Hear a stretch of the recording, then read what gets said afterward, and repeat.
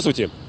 Лет 5 назад примерно в это время по центру нашего города бы ходило очень немало людей, которые бы с интересом разглядывали стены на наших домов. Именно обращали бы внимание, скажем, вот на эту стену, где висят сейчас коммерческая реклама. И это были бы люди, которые бы занимались подготовкой к политической предвыборной кампании по выборам президента нашей республики. Но сейчас, как вы прекрасно знаете, ситуация изменилась. Рекламы никакой не нужно как таковой, и агитации тоже, потому что президента будут выбирать совершенно по новому порядку. И поэтому основной пик интереса общественного сейчас сосредоточился все-таки на прогнозах тех, кто более-менее разбирается в ситуации на политическом Олимпе. Сегодня мы представляем точку зрения одного из таких людей, Алексея Тамтосова. Это бывший мэр Якутска, а затем еще и заместитель одного из федерального министров. У вас веселая жизнь, у вас много газет, там передачи такие, весь интернет там в Москве только якутскими новостями живет. Я думаю, вы не скучаете. А, кстати, вот то, что происходит у нас вот, с точки зрения Москвы, как это вообще воспринимается? Ну, я бы сказал, для Москвы-то, знаете, у вас холодно или тепло, там кого мало кого интересует. А так, кто из Якутска, там, с Якутии, конечно, все эти факты, события, люди, они всегда в поле внимания. Ну, то, что касается, когда если вы заговорили о диаспоре, как она оценивает то, что у нас происходит, как мы живем? Ну, недавно вице-президент сказал, как будто московская диаспора якутская там на коленях перед Кремлем стоит. По-моему, это, у вас просто, Игнатьев сильно обиделся, Иннокентий Гаврилович. Акимов сказал, что вот там, когда я участвовал, еще были люди с Якутска, вот, в заседании комиссии общественной палаты. Да. Ну и там реакция, я когда прочитал, я вообще поразился, что у вас как гражданская война как будто идет. В республике? Да. Якутская диаспора обвинили, что вот она засуетилась, там, прогнулась перед Кремлем. Это же вице-президент такие вещи говорит. Это не я, это я повторяю то, что он сказал. А это не так? А зачем нам прогибаться-то? Якутская диаспора насчет более 3000 человек. Понимаете, вот те, кто родился, жил и работал в Якутии, сейчас временно в Москве. Поэтому очень много заслуженных людей. И не надо так вот брать на себя. Что вот, если есть какие-то там диалог, там, как я считаю, федеральный центр и субъекты, и приписывать, что вся диаспора там засуетилась, мне кажется, это не очень грамотно даже.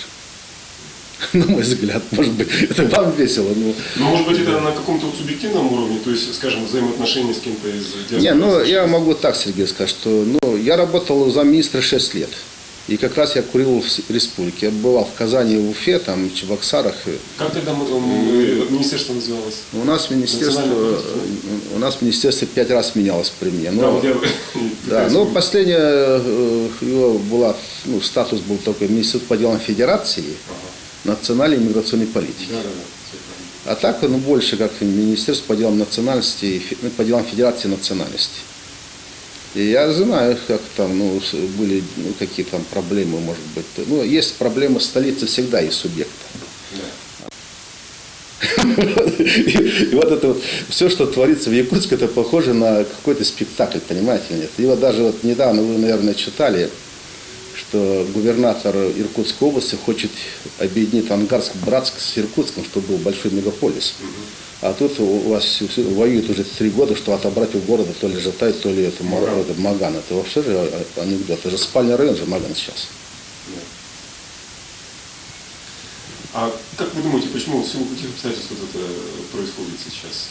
Вообще, вот, насколько я знаю, по опыту, там, будем федерализм называть, да? В столице субъекта всегда были проблемы с губернатором, президентом. Я хорошо знаю, что было там. И до сих пор Чернецкий, это россельный общий язык никогда не находит. Вот Рашубкин, например. Омск, да. Рашубкин и Полежаев, да? Полежаев у них там, я как-то был, да, потом. Я не говорю там о Заратенко, Черепков, это, по-моему, чисто случай. Это клинический случай, по-моему. У Юрия Михайловича Лужкова всегда с федеральным центром. Почему-то там все, Чубайс, там Лужков, но там, спектр, конечно, более такой широкий. Это объективный, может быть, даже есть противоречия столичных функций там и региональной власти. Но те формы, которые у вас, это же у вас уродливые формы принимаются. пытается там, ну, отобрать там у города, ну, Маган, там, Жатай, ну, то что, это вообще же это абсолютно не поддается никакой логике. Центр города, кстати, выведен из как бы юрисдикции. Ну да, Ну, тут и- пытаются какие-то там, когда есть законы вот, о муниципальных образованиях, ну, пытаются у вас тут сделать какой-то северный вариант, там, в ущерб. Я как-то с Михальчуком разговаривал на эту тему. Я ему сказал: Илья Филиппович, ты иди лучше, Вячеслав Анатольевич, поговорит один на один, чтобы там никакой там, не Эверстов, там никакой Драбсевич там не склоняли тебя по всем падежам. Это же, когда я был мэром, чтобы какой-то зам председатель правительства всяко ругал матом, да, и называл моих замов якутенками, такое никогда не будет. Это недопустимо. Драбсевич назвал якутенок, это Петров. Это. Найдите мне эту якутенку. Вы не слышали об этом? Даже в газете как-то писали же. Ну, вы газеты больше читаете, Да, но я не могу допустить, что я когда был мэром или Бородин, что кто-то там, какой-то там депутат Эверста, что угрожал там, что я поехал снимать мэра там, ну, то ли с партии, то ли с должности, я не понял. Это же записано же там, люди же все слышали. Я говорю то, что я могу подтвердить. А то, что я не могу подтвердить, знаете, сколько слухов, я ими не пользуюсь. Но вы сказали, что объективно все-таки, вот то, что вы говорите сейчас, это все-таки какие-то субъективные такие. Не, ну это Кто кому просто, нравится, ну кто вот, кому не нравится. вот, например, я скажу, что вот вышел вот в 2004 году с Республики Саха-Якутия, да? Там 49 портретов Штурова, ни одного портрета мэра города. И вот как-то я смотрю программу, то, ну, говорят, вот президент посещает город Якутск. Для меня объезжает. Но это Михаил Ефимович тоже объезжал. Ну, у нас, я не скажу, что у нас с ним ровные отношения были, но мы всегда решали один на один все вопросы. Михаил Посредников. Абсолютно, да. Ну и когда там касались таких, ну, вопросов достаточно, ну, то Громан всегда ходил в Михаил Ефимович, и, ну, он знал неплохо энергетику, там, ну, такие вот проблемы хозяйства. Жилищный коммунальный хозяйство. Да, и он ходил в Михаил Ефимович один на один доказывал. Они иногда по 2-3 часа сидели.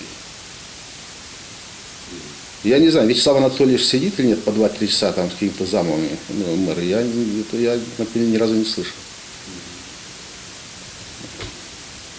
А как вот из такой ситуации можно выйти? Вот сейчас все, ну я имею в виду общественное мнение. Не, ну, во-первых, вы как-то очень узко. Вы, наверное, столичные телестудии представляете, да? Да.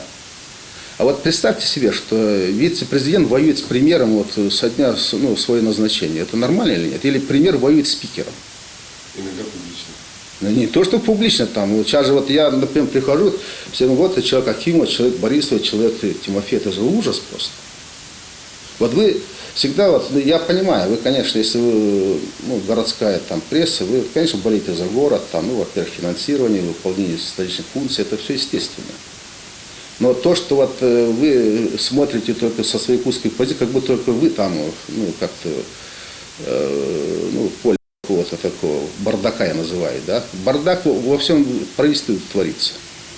И сейчас люди уже там боятся друг с другом разговаривать, боятся встречаться. Сразу сказать, это человек там Тосова, человек там Назарова, то есть человек Акимов, человек Борисова, человек Михальчука, ну, это же тоже бардак. Вот вы можете как журналист, я давно вас знаю, меня убить что-то нормально, либо я как будто, ну, что-то там выдумываю. Нет такого.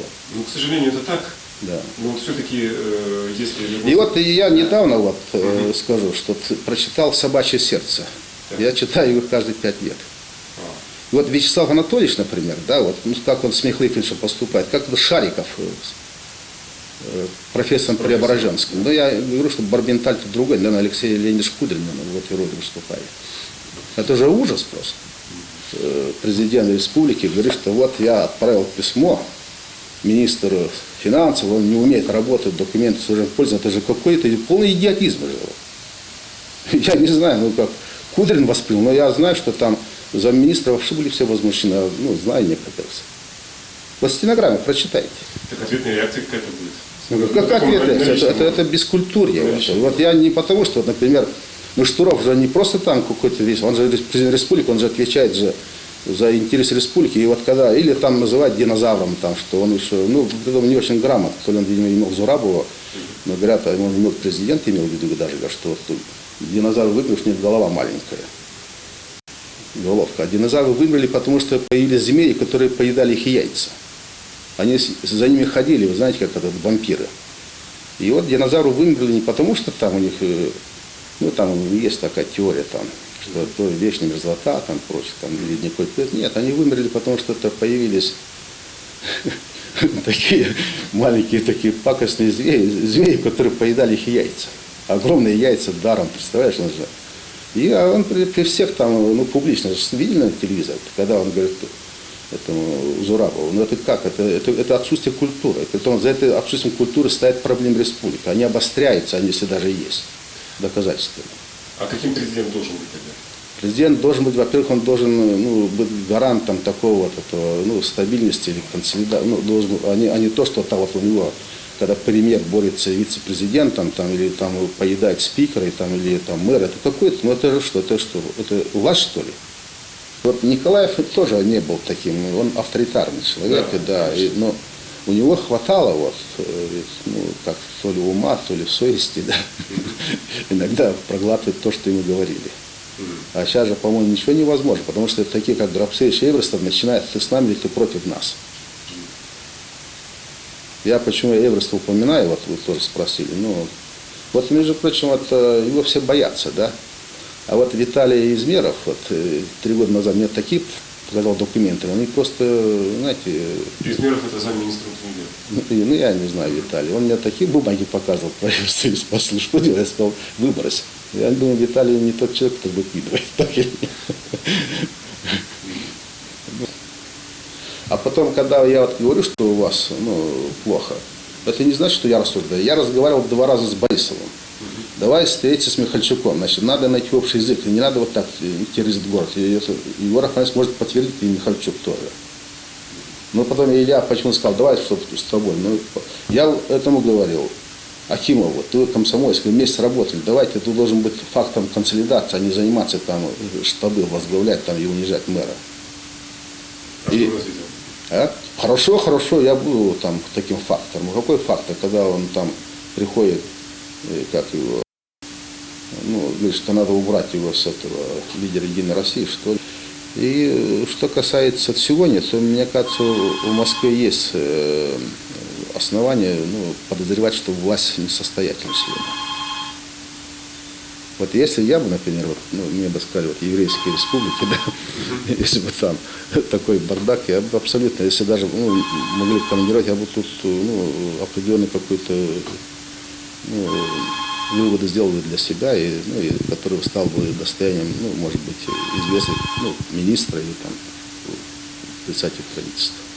Политическая ситуация вот в республике, она настолько мерзостная, что люди просто устали. Ну, я, например, вот не защищаю Илью Филипповича, да, или там ну, трое, ну, вот, например, случилось, что арестовали там заместителя мэра. Вот, ну, приезжает мэр, говорит, что политический заказ. А вдруг этот президент не встречается с мэром, не делится, говорит, да нет, я его не заказывал. Ну как так? Если, например, поймали вора, он должен президент сказать, да, я требую, если есть вина, они должны быть, ну, арестованы, наказаны, это правосудие должно, так ведь? А он вдруг говорит, нет, я не заказывал. Ну это что, это, ну, вот как человек трезвый, скажите. Вы согласны со мной? Через неделю. Он должен был, если была бы власть, ну, если моральная обстановка была бы такой, ну, принципиально, он должен был тот же вечер сказать, Еляфи, зайди, что у вас случилось? Так он говорит, я не заказывал их. Ну, что, ну, вот, почитайте в газете. И у вас много таких. И я, ну, вы как-то меня возбудили, я скажу, что там своими этими интересами, как мы это, ну, если в московской диаспоре, мы такие вещи, просто нам стыдно. Итак, Алексей Тамтосов считает, что будущий президент республики должен быть, во-первых, прагматичным, во-вторых, должен быть человеком воспитанным, ну и, наконец, очень хорошо разбираться в людях. Насколько оправдается его версия главы нашей республики, я думаю, мы узнаем только осенью. Всего доброго.